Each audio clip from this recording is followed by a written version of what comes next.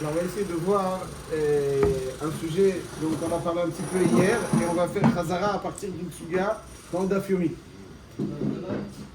Au début du Perek Alpi, on parle du chiyuv de Tosefet Ktuva.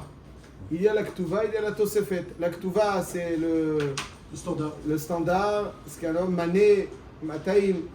Après, il y a ce qu'un homme rajoute.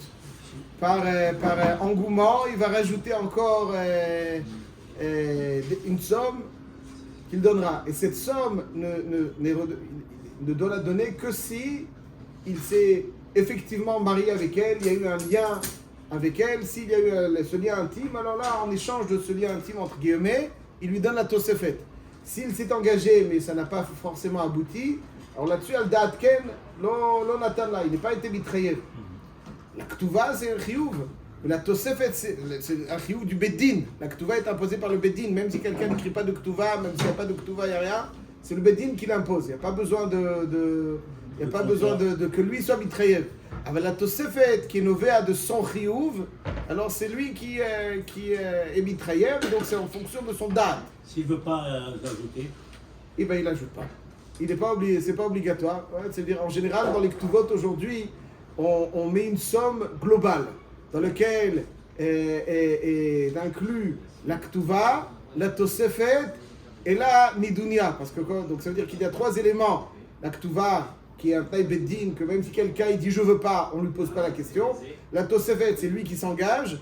Et ici, la nidunia, c'est-à-dire qu'il y a une somme que la femme injecte dans la maison, quelque part, quand elle se marie, afin de contribuer à sa façon au bon fonctionnement économique de la maison. Et ça aussi, il s'engage à le lui restituer en cas de divorce. Et donc c'est pour ça que la somme qu'on donne aujourd'hui dans la Ktuva, qu'on inscrit, 52 000 en général ou plus, aujourd'hui ils acceptent jusqu'à 1 million de shekels dans la pas plus. Il y en a qui jusqu'à 1 million de shekels, on accepte. Al-Kol Palim, ça inclut et ça englobe tous les types de chiyuvim. La Ktuva, la Tosefet et la Nedunia. Ça, c'est ce que nous enseigne donc la Mishnah. Et Tosfot ad Kelikach, il est mitcaché, il est dan, il faut rentrer dans ce Tosfot, mais en tout cas, juste, comment est-ce qu'on peut être mitrayev? Par exemple, un kratan qui souhaite écrire 200 000, il n'a pas de bien. Qu'est-ce qui va assujettir à 200 000 alors qu'il possède à peine 500 shekels? Ouais, ça, c'est un dieu de Tosfot. Mais les Maasé, d'après la Maskana, on ne regarde pas ce qu'il possède, on regarde finalement le gouffre. Le gouffre, il est mitrayev. C'est le gouffre qui est mitrayev. Et même s'il n'y a pas de quoi être méchabed, le gouffre, il est mitrayev. Ça, c'est donc le chiyuv de Tosefet. La Mishnah nous dit que la Tosefet Ktuva... Sur les biens à venir. Sur les biens à venir, exactement. Les biens à venir, ça veut dire, vous pouvez bien le préciser. Par exemple, quelqu'un, et c'est ça, c'est intéressant, parce que quelqu'un, il a été mitrayev dans la Ktuva, 200 000 shekels. Et qu'est-ce qu'il a, et donc, au moment du mariage, et après le mariage, il a vendu un bien à lui. Est-ce que la femme, en cas de divorce, peut aller réclamer ce bien vendu chez l'acheteur? Alors, est-ce qu'on va dire que le chiyuv, et quand est-ce qu'il est chayav de payer la ktuva? Au divorce. Au moment du divorce, il était déjà... Il est mort. Il est mort, ok. Bon, en tout cas, au moment où il a vendu, il n'était pas encore chayav. Quand quelqu'un emprunte de l'argent, il est déjà chayav. Mais lorsqu'il s'engage à la ktuva, il s'engage vraisemblablement en cas de divorce ou de décès. Alors, quand il s'engage à payer immédiatement et qu'ensuite il vend, alors il a vendu quelque chose qui était déjà assujetti. C'est ce qu'on appelle un shirbud nechassim. Et lorsqu'il est assujetti, hypothéqué, alors évidemment, le créancier a la possibilité d'aller chez l'acheteur pour récupérer le bien. Parce qu'il était beshurba au moment de la vente. Si j'emprunte 100 000 shekels ou 1 million de shekels, je possède un bien, je le vends le lendemain, si je ne rembourse pas, alors évidemment qu'il peut aller le récupérer. Est-ce que c'est la même chose pour la femme? Il s'est marié le 1er janvier. Le 1er février, il a vendu un bien. Et il a divorcé en août. Peut-elle aller récupérer le bien ou pas? La réponse est oui, bien sûr que oui. La femme, bien sûr que oui. La femme, elle peut aller récupérer le bien rétroactivement. Ça veut dire que le shiaboud, il est chal, pas au moment du divorce. Le shiaboud, il est chal au moment du mariage. Le jour du mariage, elle peut aller, à partir de tout ce que le mari possédait le jour du mariage, la femme, elle peut, et qu'il a vendu ensuite, la femme, elle peut aller le récupérer. Exactement comme une dette. Même si finalement, il n'y a pas de dette tant qu'il n'y a pas eu de divorce ou de décès. Mais le shiaboud, il est chal à ce moment-là. Même 20 ans après? Même 20 ans après. Et c'est la raison pour laquelle, d'ailleurs, quelque chose qui est d'absolument barour, c'est la raison pour laquelle il faut impérativement veiller à ce que la date qui est marquée dans l'Aktuva, ce soit la date du mariage. C'est pour ça que si on a écrit l'Aktuva avec une date, le Aleph Elul, et que le mariage se fait en retard, le Bet Elul, on a écrit, on pensait de se marier avant la Shkia. On a marqué Aleph Elul. Et finalement, il y a eu du retard. On s'est marié Bet Elul, c'est un Sheila pour la Ktuva, est-ce qu'elle est Kshera? Pourquoi Mazem Chané? Aleph Elul, Bet Elul, Tachles, c'est vrai. Non, parce que les biens sont Meshubadim à partir du Aleph Elul. Tout ce que le mari possédait le Aleph Elul, même si le mariage, le divorce, pardon, a lieu 6 mois après, tout ce qu'il possédait, le Aleph Elul est Meshubad. Et si on marque Abet Elul, finalement, si on marque Aleph Elul, pardon, alors ça porte un préjudice à l'acheteur, à l'acquéreur, parce qu'il a vendu le Aleph Elul. Bon, je vois, la femme, elle arrive et dit Aleph Elul, c'est marié. Alors que en réalité, c'est faux. C'était le Bet Elul. Et c'est parce que justement, on a la capacité, la femme a la capacité d'être gova tous les biens ayant appartenu au mari le jour du mariage, même si le divorce est bien après, parce que c'est à ce moment-là que tout est mishtabed. Et ça c'est le chidouche. Ça, c'est le chidouche, l'un des grands chidouchim de Ktuva. C'est que le chalot shiaboud, il est chal au moment du mariage. C'est pour ça qu'on dit, en cas de retard de la Ktuva, ce qu'on fait, c'est que le khatan, on lui fait faire le kinyan. Il n'y a pas encore de kiddushim. Les kiddushim seront le bet elul sous la choupa. Mais le Aleph Elul, on sent que ça freine un peu. On lui dit, fais le kinyan, tu es mitrayev dans tout ce qui est marqué dans la Ktuva. S'il est mitrayev, alors tout est bouchobad. Tout ce qui va. Il n'y a pas encore de. Quelqu'un peut être mitrayev, il est mitrayev. Après, donc il y aura le mariage. Ça, c'est donc le Yisod. Est-ce qu'il peut se passer 1 heure avant la Shkia et 1 heure après la Shkia? Oui, finalement, ça relate quelque chose de faux. C'est un shtar qui relate quelque chose de faux. Tout shtar doit être rigoureusement établi. À partir du moment, on ne sait pas, s'il a vendu le premier Elul, elle peut aller commencer Dayan avec le Lokar. Il a vendu le premier Elul, alors que il a vendu le matin. Et en fait, le mariage n'a eu que lieu le. Donc tout doit être rigoureusement bien établi, parce que ça peut être aussi Gimel Elul si on permet ça. Alors il va écrire la lèvre, et finalement la salle elle lui dit tiens, bon ok c'est pas grave, je garde l'Aktuva. Il faut que la date de l'Aktuva et le mariage soit identique. Est-ce que la femme elle peut empêcher la vente d'un bien de. Non, elle ne peut pas empêcher, parce qu'elle n'est pas propriétaire, on ne peut pas empêcher. Mais ce dont elle dispose, c'est d'un shiaboud. Elle dépose un shiaboud, exactement comme si je vous prête de l'argent, ou vous me prêtez de l'argent, c'est bien, ok? Vous me prêtez de l'argent, et je vends un bien. Est-ce que vous pouvez m'empêcher de le vendre? Non, c'est à moi. Le cas échéant, si je ne vous rembourse pas le jour J, alors là, vous pouvez aller vous chez l'acquéreur et lui dire, écoutez, il ne m'a pas remboursé alors que ce bien-là était Meshubad, bien évidemment, à la condition que ce soit un milvé bishtar. Si c'est un milvé alpé, on ne peut pas aller être chez le lokar. Il faut que ce soit un milvé bishtar. Milvé bishtar, il y a un col. Mais que tout va, on peut toujours aller chez le lokar. Naï beddin, c'est chez les écoles. C'est pour ça qu'on peut toujours aller chez le lokar. Et c'est pour ça que, maintenant, qu'est-ce qu'on peut être gové? Pas simplement la Ktuva, mais même la Tosefet Ktuva. Le gars, il a mis 500 000 shekels sur sa Ktuva. 1 million de shekels sur la Ktuva. Alors, c'est ça qui est Bishtabed. Et Maasé, donc... Et l'acheteur, il va perdre tout. Mais ça, c'est son problème. Ça, c'est exactement l'acheteur. C'est exactement comme si vous achetez un appartement et que la banque, malheureusement, elle vient vous récupérer parce que le gars, il n'a pas payé sa mashkanta. Qu'est-ce que vous allez dire? Il faut vérifier. Un avocat.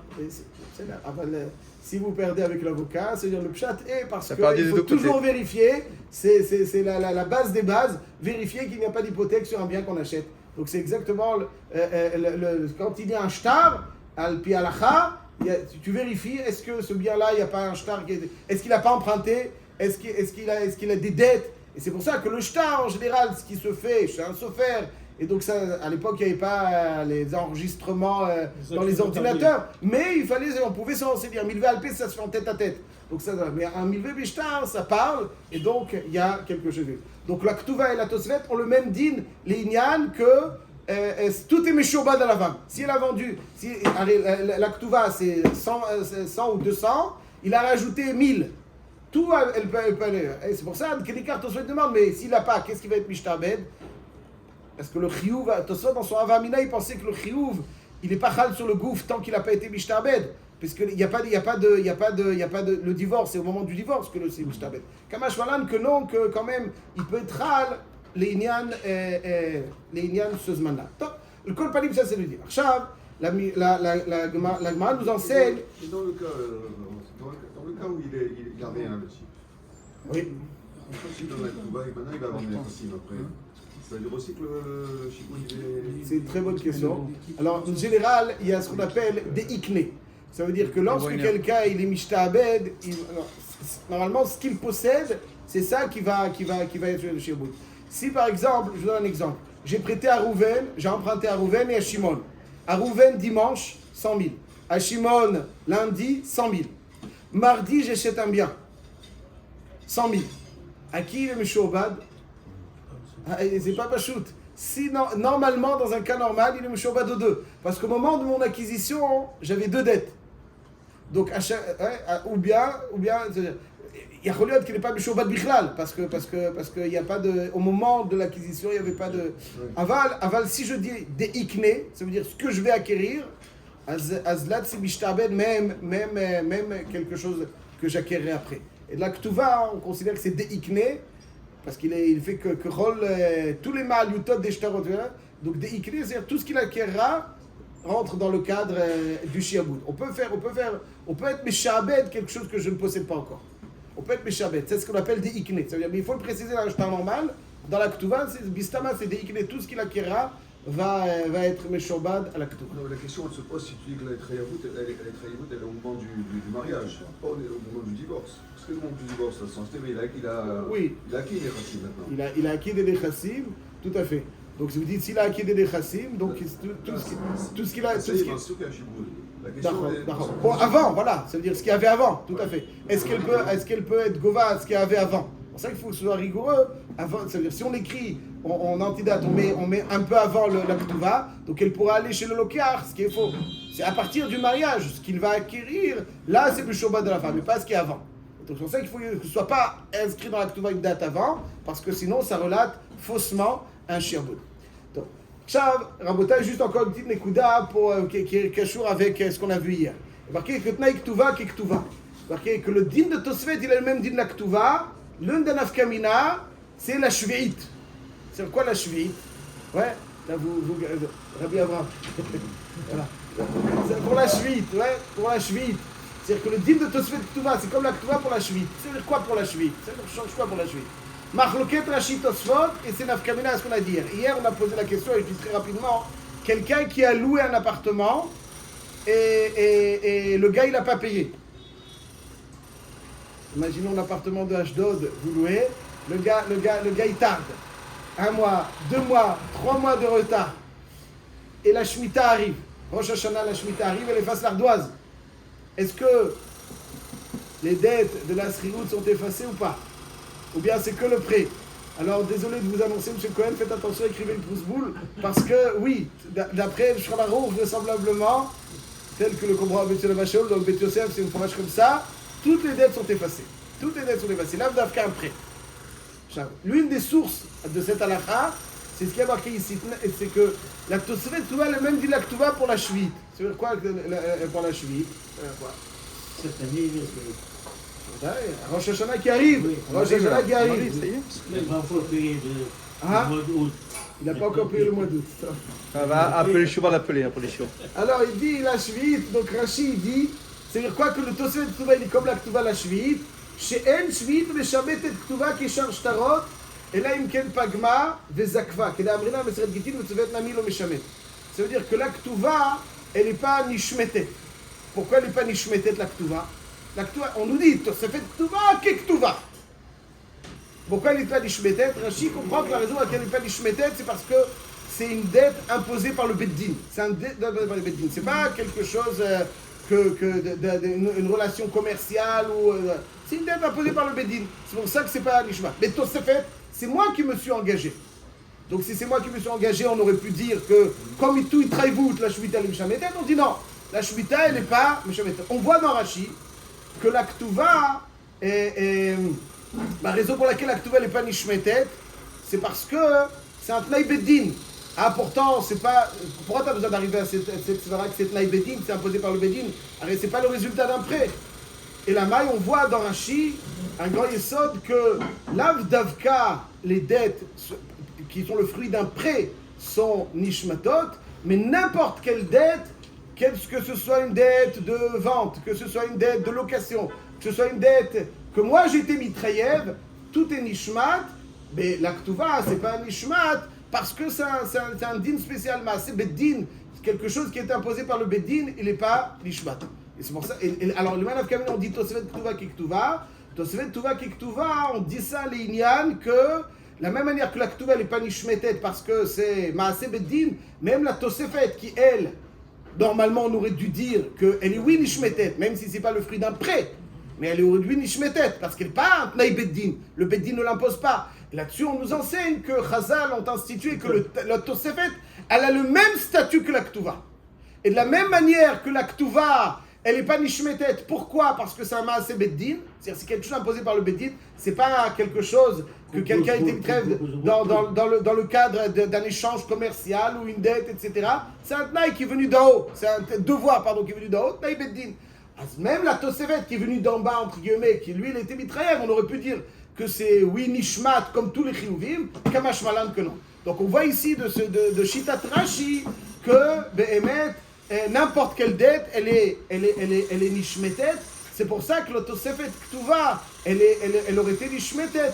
Si ce n'est que Chazal ont donné un statut à la Tosefet Ktuva, la même chose que la Ktuva. On ne peut pas dire qu'il y a un prosboul y compris pour la Ktuva. Il faut faire une prosboul. Non mais c'est sans prosboul. La Ktuva. Non mais d'accord, mais je veux dire, de toute façon c'est une dette. Le marié entre potentiellement une dette vis-à-vis de sa femme.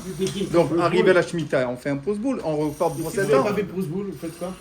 Donc ça veut dire qu'il n'y a que ça qu'on protège, on veut protéger la femme, c'est ça que ça veut dire? Le Beddin veut protéger la femme? C'est pas une protection, c'est pas une protection. C'est hors norme. C'est hors norme. La Ktuva, elle ne fait pas partie des dettes qui sont effacées par là. Pourquoi? Parce que ça vient pas, c'est pas un échange commercial, c'est pas un échange, c'est une Tnaï Beddin. Donc c'est pour ça. La Ktuva, elle a un statut unique, elle a un statut particulier. C'est un Tnaï Beddin. Tout ce qui est Tnaï Beddin n'est pas Nishmat. La même chose, donc, Tosefet Ktuva, même si c'est pas un Tnaï Beddin. Ça serait trop facile, comment? Le mari peut dire la Ktuva, elle est taboulée, l'autre. Très bien, on aurait pu lui demander d'écrire un prosboul. Comme Hashmalan, qu'on lui demande pas d'écrire un prosboul. Très bien. Metsuya. Donc pardon? C'est pas que la Shemitah de Tosefet après.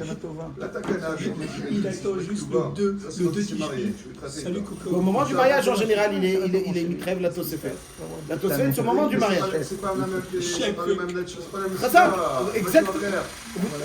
C'est chez Loïka et les Garcha. Chez Loïka Benam le Otsia, et c'est le Tnaï Beddin, alors que la Tosefet, c'est lui. Vous avez raison. Excellent. Et c'est exactement pour cette raison que Chazal ont fait une takana spéciale, que Tosefet Ktuva Kektuva, quelque part, comme si Chazal ont dit comme ça. Nous, on t'impose un tarif de base. Toi, après, tu rajoutes. C'est pas que c'est constitué d'une Ktuva de Tnaï Beddin, et ensuite un chiyuv cadeau que toi tu fais. Tout est sous l'appellation Ktuva. Ça, c'est le chidouche de Tosefet Ktuva Kektuva. C'est pas qu'il y a deux types de chiyuvim, deux catégories de chiyuvim. Une catégorie de chiyuv de Ktuva, en fonction de ce que toi tu diras. Alors ça, nous on englobe ça dans tous les tnaïm, tous les dinim de la Ktuva. Par exemple, il y a marqué aussi que si une femme elle est mochelet, elle dit à son mari je suis mochelet la Ktuva. Ouais, il faut rentrer dans les têtes comment elle peut être mochelet. Mais une fois, une femme elle dit à son mari j'ai tellement confiance en toi que je suis mochelet la Ktuva. Est-ce qu'elle est mochelet aussi la Tosefet? Oui. Parce que la Ktuva, c'est ça le chidouche, que la Tosefet est appelée Ktuva. Une fois qu'elle a Tosefet, on ne regarde plus ça en deux parties, la Ktuva et la Tosefet. La Tosefet, elle est appelée Ktuva. Si une femme, elle vend sa Ktuva, il y a moyen de vendre la Ktuva. Vous savez, il y a des femmes qui vendent la Ktuva, elle va chez acheteur, elle lui dit, si je divorce, si, etc., il me donne 100 000, je te vends la Ktuva à 50 000. La Ktuva à 50 000, tu as une chance. Ah bah tu auras 0. Et s'il divorce, tu auras 100. C'est comme le loto. Si elle vend, elle a dit à quelqu'un, elle a signé, je vends la Ktuva. La Tosefet Ktuva fait partie. Pourquoi? Parce que le chidouche, c'est que Tosefet Ktuva et la Ktuva deviennent une entité. Et tout est sous l'appellation Ktuva. Même pour la cheville. Dans quel cas, mes chers amis, je dis très rapidement, dans quel cas le din est que la Ktuva est Winishmetet? Quand est-ce que la Ktuva est Winishmetet? Alors là, Bezrat Hashem, on le verra demain. C'est une voix quand Zekifa et Pgima, Blénéder, on le verra demain, on reverra encore sur les autres. Bon, en tout cas, c'est Rachid, Blénéder, on verra Tosfot demain.